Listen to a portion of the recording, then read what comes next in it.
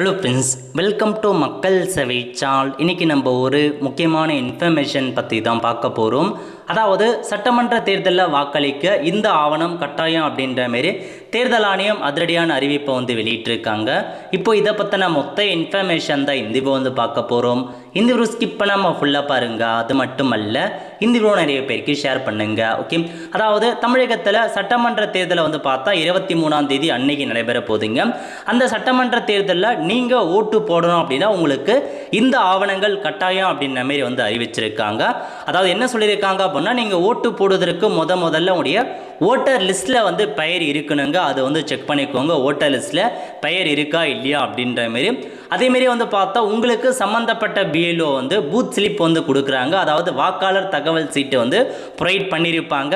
அதுவும் பார்த்தா எடுத்துக்கோங்க. அந்த இல்லை அப்படின்னாலும் பிரச்சனை இல்லைங்க. ஸோ இதில் முக்கியமான இன்ஃபர்மேஷன், நீங்கள் ஓட்டு போடணும் அப்படின்னா 2 விஷயம் முக்கியமானது.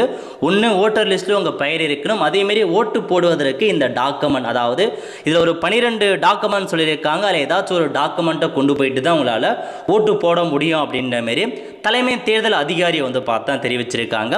அங்கீகரிக்கப்பட்ட மாற்று அடையாள ஆவணங்கள், அதாவது உங்ககிட்ட எபிக், அதாவது ஓட்டர் ஐடி கார்டு இருக்குது அப்படின்னா ஓட்டர் ஐடி கார்டை கொண்டு போயிட்டு நீங்கள் ஓட்டு போட்டுக்கலாங்க. ஒருவேளை ஓட்டர் ஐடி கார்டு இல்லாதவங்க கீழே சொல்லியிருக்க 12 டாக்குமெண்ட்டில் ஏதாச்சும் ஒரு டாக்குமெண்ட்டை காமிச்சு நீங்கள் வாக்களிக்கலாம் அப்படின்னு சொல்லியிருக்காங்க. என்ன மாதிரி டாக்குமெண்ட் அப்படின்னா, ஆதார் கார்டை வச்சு நீங்கள் வாக்களிக்கலாம். அதேமாரி 100 நாள் வேலை அடையாள அட்டை இருக்க பாருங்க, அந்த கார்டை வச்சு காமிச்சு நீங்கள் ஓட்டு போட்டுக்கலாம்.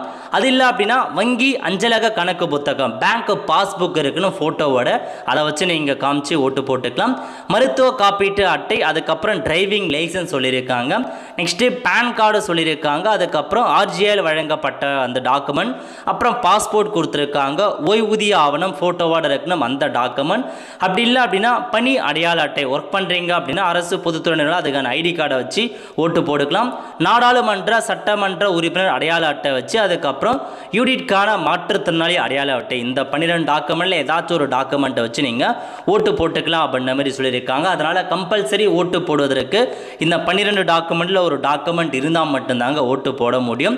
ஸோ 23ஆம் தேதி காலையிலே பார்த்தா ஓப்பன் பண்ணிடுவாங்க. நீங்கள் கியூவில் நின்று நீங்கள் உங்களுக்கான வாக்குகளை அளிக்கலாங்க. இந்த 12 டாக்குமெண்ட்ஸை ஒரு டாக்குமெண்ட்டை மறந்துடாதீங்க. அதேமாரி ஓட்டர் லிஸ்ட்டில் உங்கள் பெயர் இருக்கான்றதை செக் பண்ணி பார்த்துக்கோங்க. வெப்சைட் மூலமாக voters.ec.government.in இந்த வெப்சைட் மூலமாக தெரிஞ்சுக்கலாம்.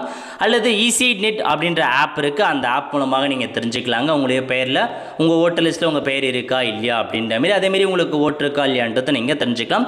இதை நம்ம சேனலில் வீடியோ போட்டிருக்கோம், பார்த்து தெரிஞ்சுக்கோங்க. ஸோ இதாங்க உங்களுக்கான அப்டேட்.